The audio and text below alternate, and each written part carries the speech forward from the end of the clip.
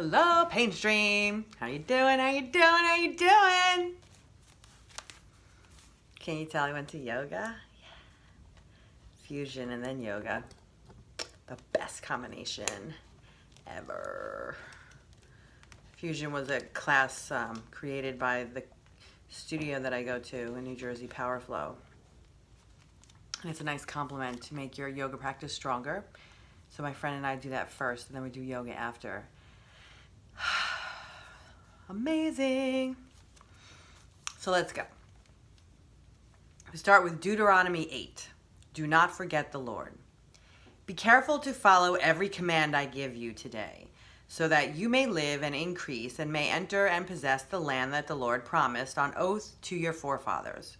Remember how the Lord your God led you all the way in the desert these 40 years to humble you and to test you in order to know that what was in your heart, whether or not you would, to humble you and to test you in order to know what was in your heart, whether or not you would keep his commands.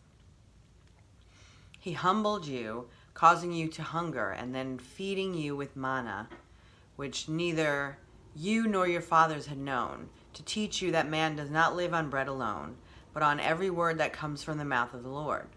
Your clothes did not wear out, and your feet did not swell during those 40 years. Know then in your heart that as a man disciplines his son, so the Lord your God disciplines you.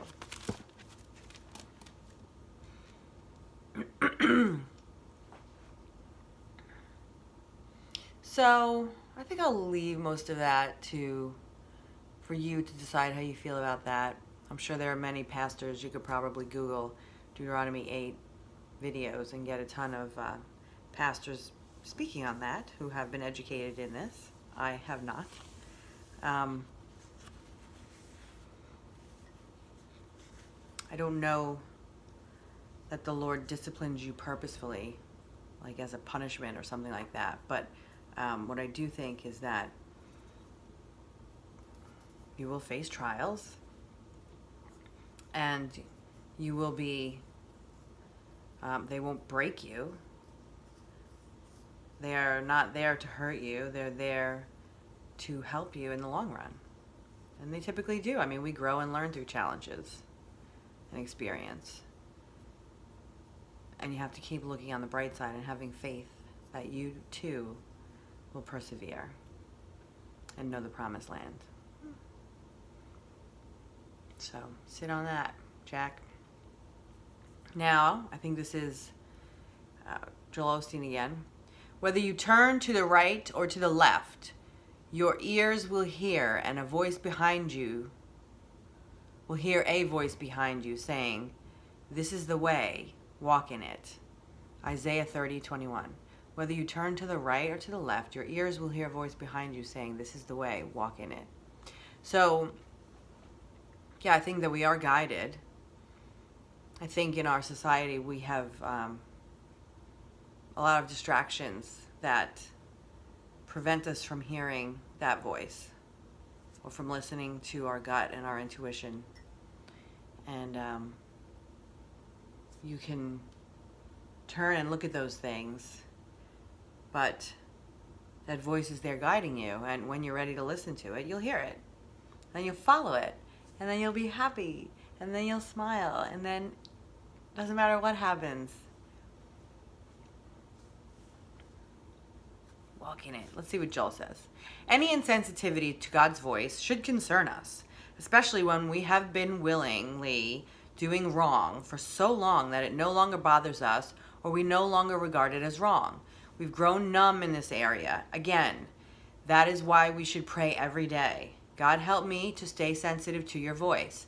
Don't let me get calloused, cold, or numb in any area of my life, in my attitude, or in how I treat people, or in what I say or what I do.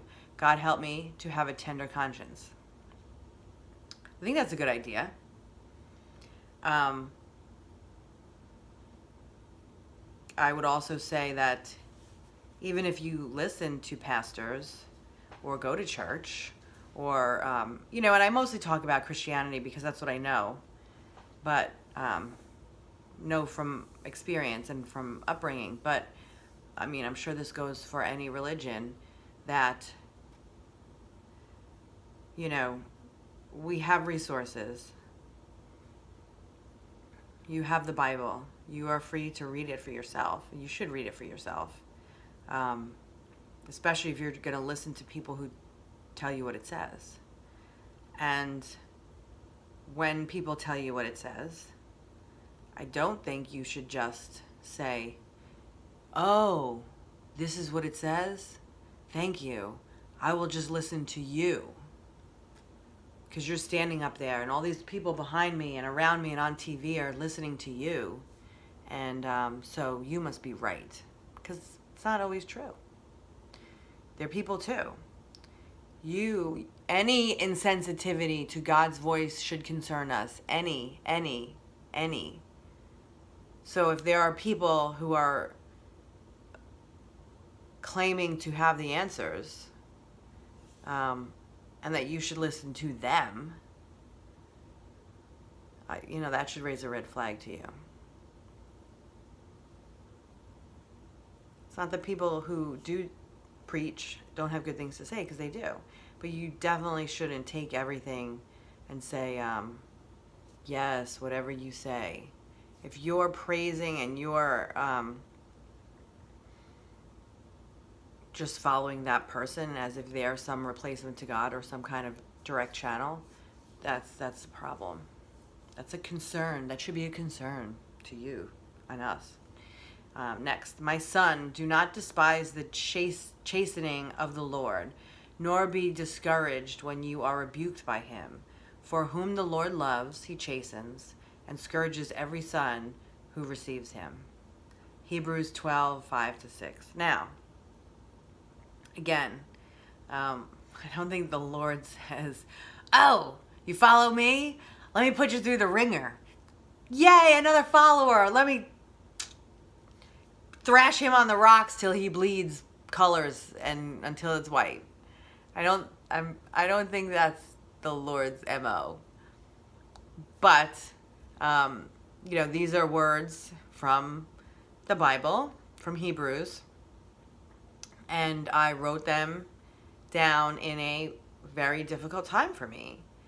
And, everything actually that we've read today so far, just little reminders to me of this is not abnormal. This happens. You're going through a trial period, a testing time, a difficult time, a challenging time, and you will come out victorious. So keep that in mind. Put that in your pipe and smoke it. Finally, the fear of the Lord is the beginning of wisdom. Proverb 9:10. The fear of the Lord is the beginning of wisdom. I don't think fear is a positive emotion. I think fear is a negative emotion.